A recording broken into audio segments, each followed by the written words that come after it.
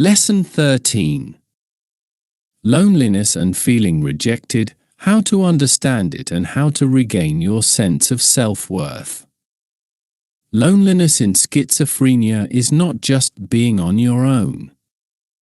It often appears as a protective reaction of the body when stimuli become too intense and the mind needs shelter from overload.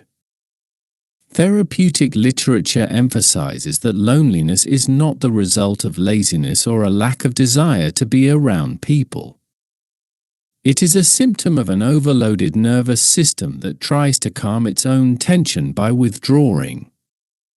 In such periods, the brain processes social signals differently. Neutral looks seem judgmental, simple words sound cold, and another person's silence can trigger guilt or the conviction that you have been rejected.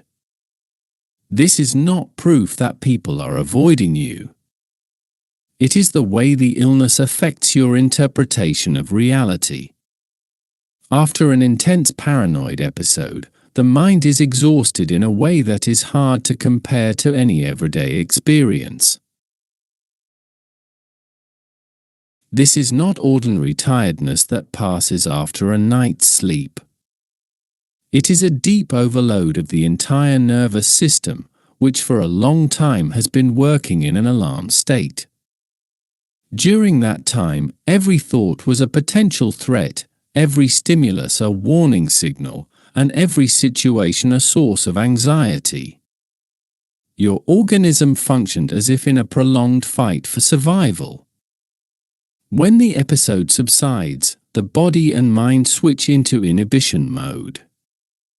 This phenomenon is fully described in psychiatric literature. After a period of maximum arousal comes a phase of exhaustion, which manifests itself as deep withdrawal, loss of energy, a sense of emptiness, and often depression. It is a biological protective reaction, not a sign of your weakness. A body that has lived in tension for a long time must naturally cut itself off from stimuli in order to regain balance. This stage is further reinforced by medication. Most antipsychotics have a calming, slowing, or even sedating effect. This is because their first task is to stop the intense dopaminergic activity that triggered the episode. When the medication starts to work, it brings relief but at the same time causes sleepiness, sluggishness, lack of motivation, and slowing down. This is not laziness or lack of will. It is pharmacological calming of the brain, necessary at this stage of recovery.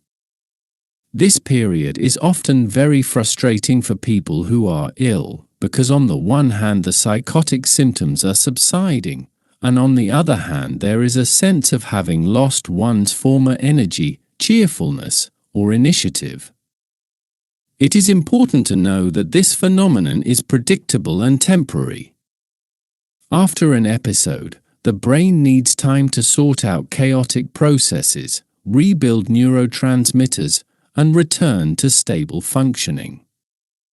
Typically, this stage lasts from several weeks to several months, depending on the intensity of the episode, medication doses, and the condition of the body. As time passes and the symptoms come under control, the doctor begins to gradually reduce the doses of sedating medication. Then energy, the ability to concentrate, motivation, and the desire for contact with others slowly return. This does not happen from one day to the next. It is more like waking up from a sleep that lasted too long.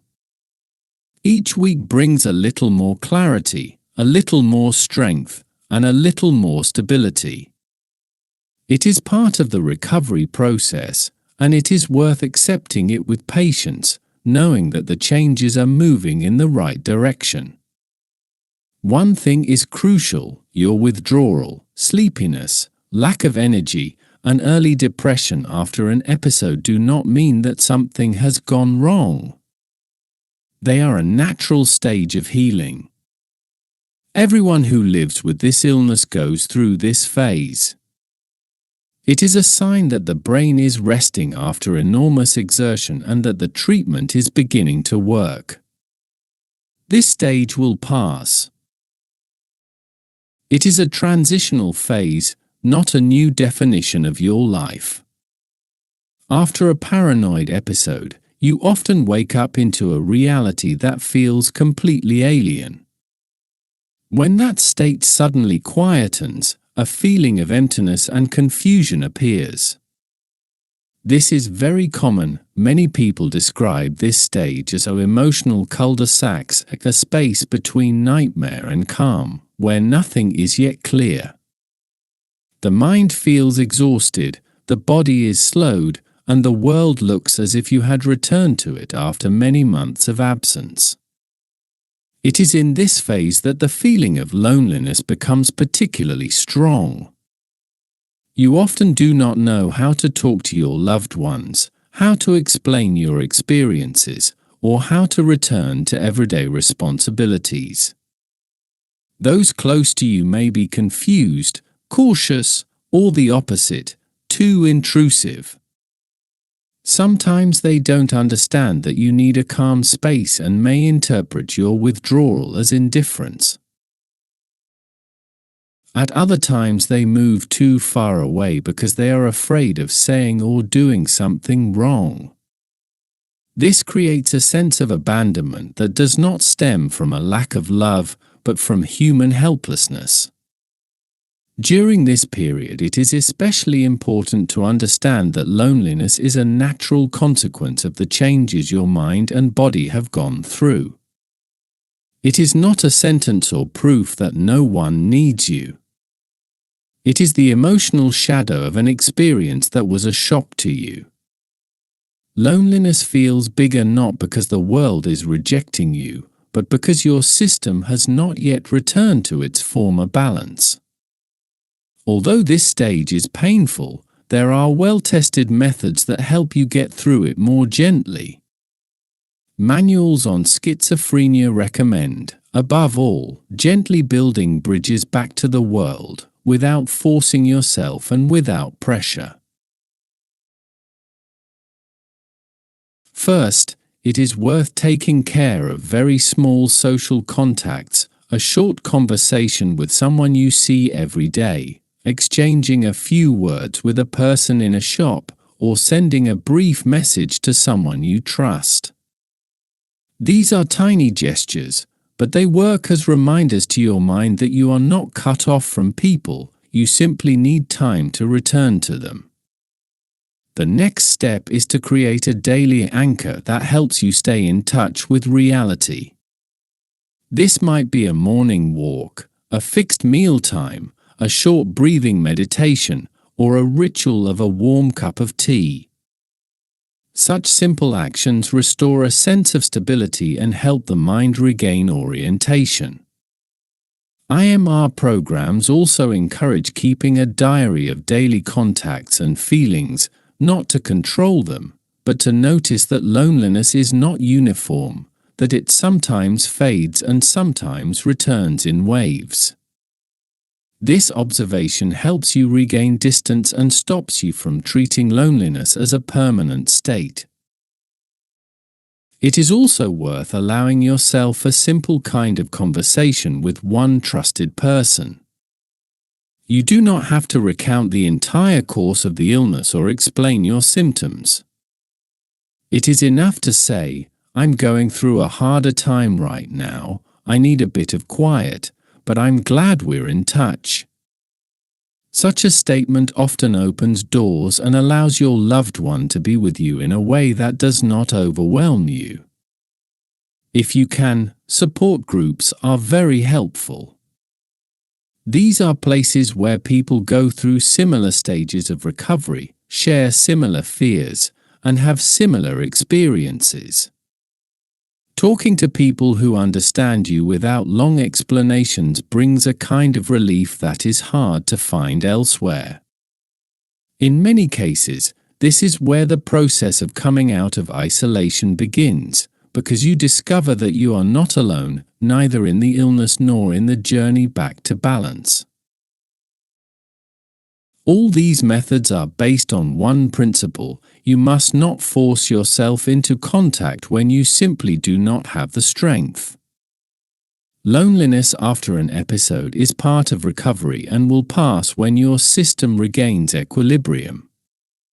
Your task is only to leave the door open for yourself to return to the world through small steps, with kindness and without pressure. Even the smallest conversation is a step forward, and each such step builds your future self-confidence. The most important thing is to remember, loneliness is not a sign that there is something wrong with you. It is only a transitional stage, a temporary shadow after the storm that gradually fades as the light returns to its place.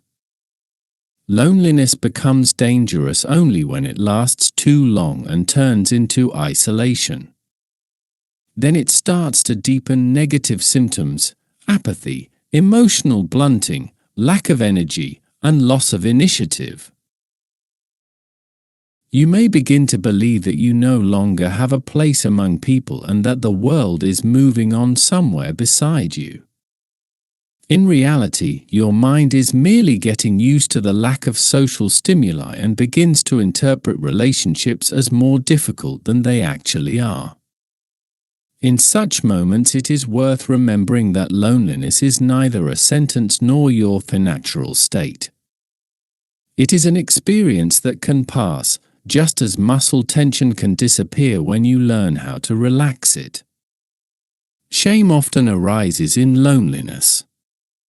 It is one of the most painful emotions that appear in the illness: shame that you are no longer who you once were, shame that you don't have the strength, shame that you can't work or engage with life as before, shame that you ask for help.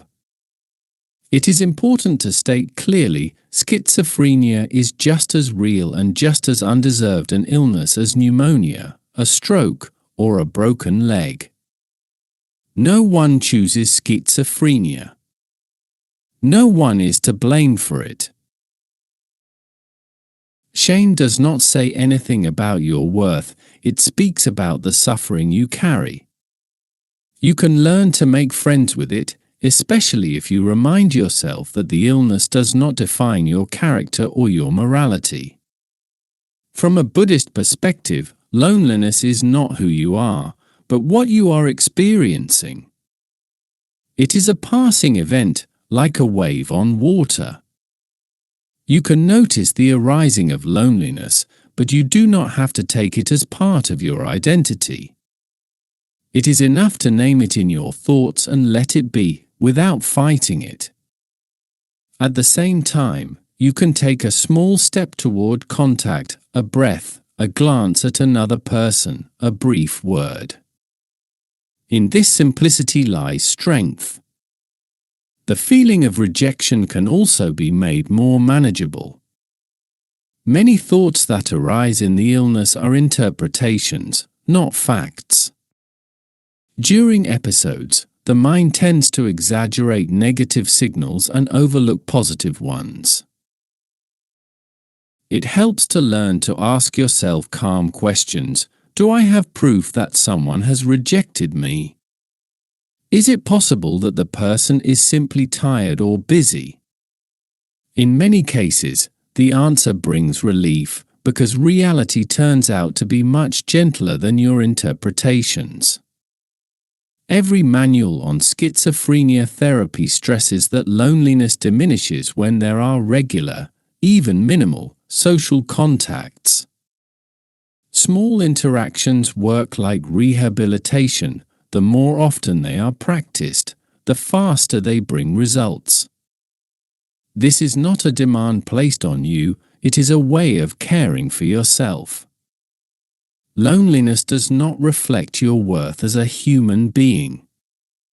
You have the right to be tired, to have a worse period, to withdraw, to rest, and to return slowly.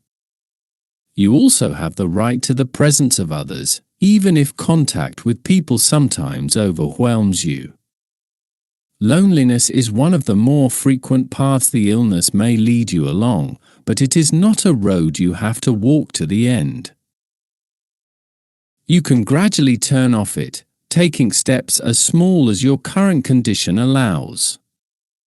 It is also worth knowing that many people, once their illness has stabilized, begin to choose solitude consciously, not as an escape, but as a way of life that genuinely serves them.